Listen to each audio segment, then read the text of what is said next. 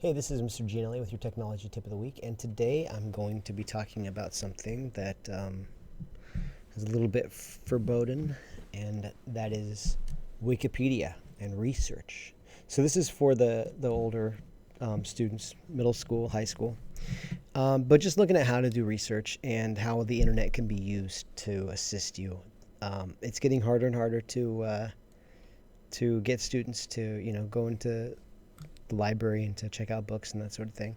And a lot of the information they're getting is from the internet. And when you do a search for something like global warming, you might find that a lot of the top hits that you're going to find are not necessarily scholarly. You might find, some conspiracy theories or who knows what you're going to find.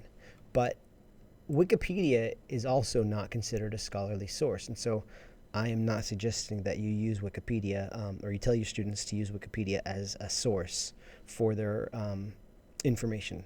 But I think that, in my opinion, Wikipedia is one of the greatest websites ever to exist. It is basically an accumulation of all human knowledge, and it's got a ton of really good information on there. Now, here's how you can use Wikipedia and how your students can use Wikipedia to really get to the heart of the information. So let's say you're scanning through Wikipedia and you have your index over here, and I'm sure you've all gone through this before, but let's look at causes of climate change. So let's say that they're writing about, what's causing climate change to occur. Now, when you click on these little or hover over these little footnotes, 62 and 63, down at the very, very bottom, you're going to find that there's all sorts of references, and some of them are good and some of them aren't. But what the student can do is, okay, the climate system can respond to changes in external forcings. Okay, that's a pretty obvious statement. So let's say the student wants to say something about that. Where could they find more information about that? Well, I just open this in a new tab, and here we have a website called realclimate.org, and there's some information here, and it tells you about some other links. So, and where they get their information from, well, NASA, that's a pretty good source. Some of these they may find are not scholarly enough and they don't want to use them, but others they will. So let's look at number 63 here. We got Science Brief 1, Causes of Global Climate Change, and then at the bottom we have all of our references, the people who put this together, as well as the Pew Center on Global Climate Change website. And if we wanted to look at that, we could. There's a website for it at the bottom. And so all of these they're just full of, some of them have multiple sources. Some of them will take you right into basically books, and they don't have to stop at Wikipedia. This is so they could read this, get a basic gist of what they're talking about, and then now they can spend their time on these websites that Wikipedia has provided for them. So if you're asking for what's a good way to get scholarly sources, what's a good way to get students to search, I've used it in the past. I strongly recommend Wikipedia as a starting point.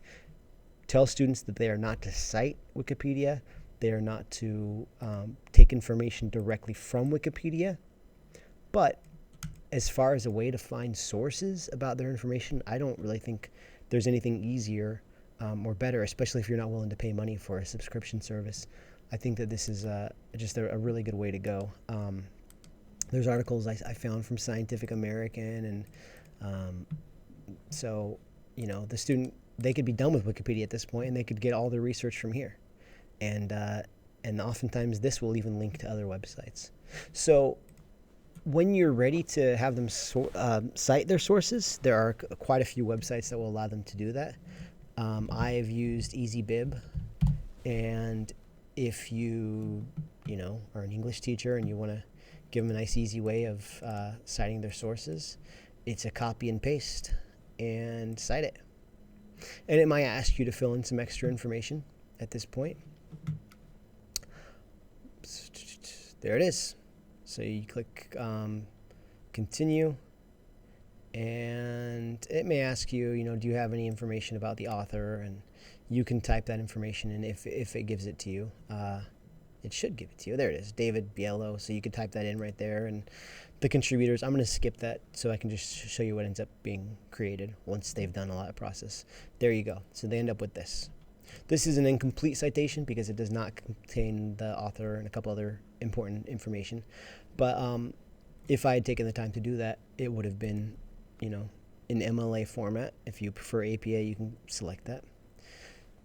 I know it's important for students to understand what these formats are and to do it, by themselves as well.